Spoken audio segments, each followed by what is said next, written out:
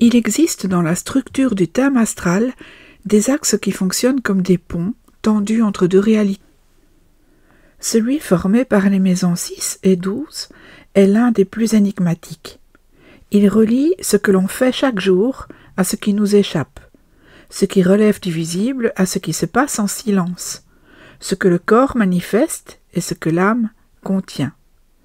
C'est un axe de service et de solitude, d'ordre et de foi, de souffrance et de libération. La maison 6 représente ce qu'une personne doit organiser, structurer, soigner. C'est la maison du travail quotidien, des responsabilités concrètes, de la santé, de la discipline, du rapport au corps et au service. Elle raconte comment chacun vit sa place, son rapport aux règles, aux horaires, aux autres, dans le cadre du devoir. C'est une maison de précision, mais aussi d'effort. Parfois, elle révèle une tension entre ce qu'il faut faire et ce qu'il faudrait changer pour ne pas s'épuiser.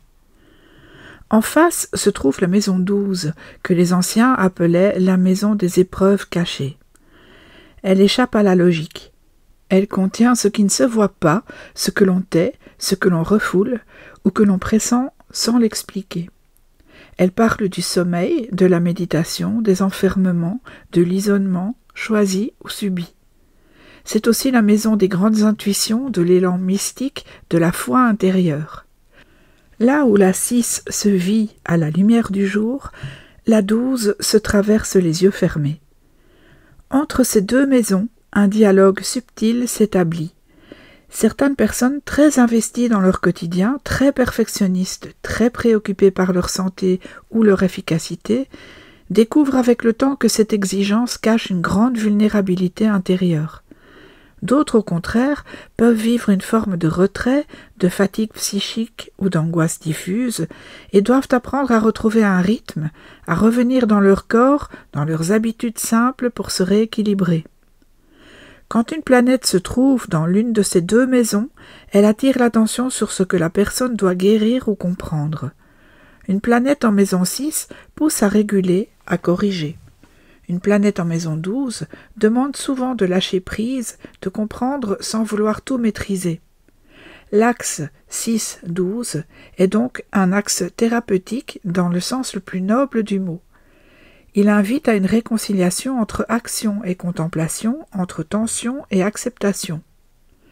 Cet axe parle aussi de la place qu'occupe chacun dans le monde. La maison 6, c'est le travail que l'on effectue pour autrui.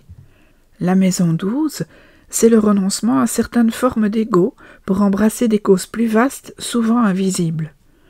C'est aussi pourquoi de nombreux soignants, éducateurs, thérapeutes ou artistes engagés dans une démarche intérieure ont des planètes sur cet axe.